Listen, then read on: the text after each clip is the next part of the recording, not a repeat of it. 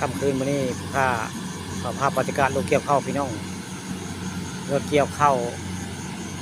บ้านโคกศาสตร์ตำบลนาตาลเลยเพิ่นเกี่ยวข้าวกลางคืนนี่วันนี้เกี่ยวข้าวลุงศรีอยู่บ้านโคกศาสตร์ตำบลนาตาลได้นี่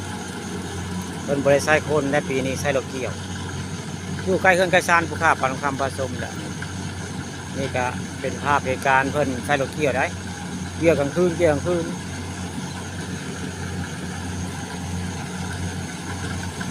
วันนี้เพิ่นมาเกี่ยวใกล้เฮือนผู้ค้าได้อยู่ใกล้เฮือนผู้ค้าเขาเลยเอาเพิ่งมาถ่ายเอาภาพเหตุการณ์เขาเจ้าใช้รถเกี่ยวนาลุงศรี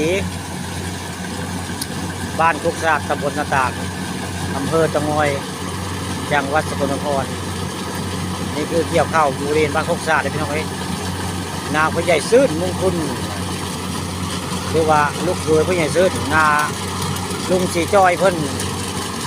ใช้บริการรถเกี่ยวต้องใช้รถเกี่ยวท่านม่วงหมดแล้วรถเกี่ยวใช้กระสอบได้บ่แม่นเป็นอุ้มเป็นช่องเป็นกระสอบมันเองรถเกี่ยวข้าวเป็นกระสอบได้คนเกี่ยวกลางคืนครับบรรยากาศกลางคืน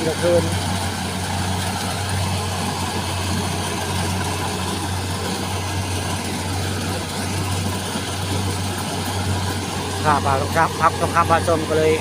เอาภาพกลางคืนมาให้เบิ่งพี่น้องนี่คือภาพกลางคืนนะ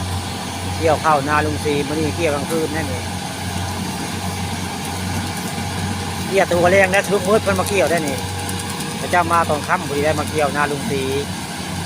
อยู่บ้านโคกศาสตร์ตำบลต่างข้างๆเอื้อนปลาทองคำเนี่ยบอกไกลจากเอื้อนบุคคาได้มันใกล้ก็เลย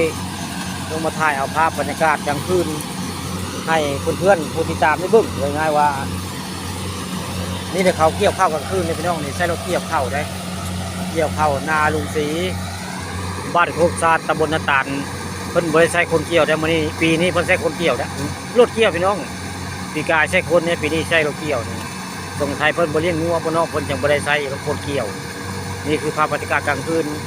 เกี่ยวข้าวนาลุงศรีบ้านโคกศาสตร์